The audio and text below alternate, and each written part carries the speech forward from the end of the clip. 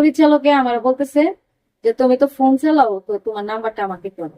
পরে আমি বলছি জি ফোন চালাও, কিন্তু তোমার নাম্বারটা তো তোমাকে আমি ভালো ইয়েতে কাজ করাবো, ভালো টিভি চ্যানেলে কাজ করাবো, কারণ তুমি তো দেখতে কম না, দেখতে শুনতে অনেক স্মার্ট আছো, অনেক সুন্দর আছো।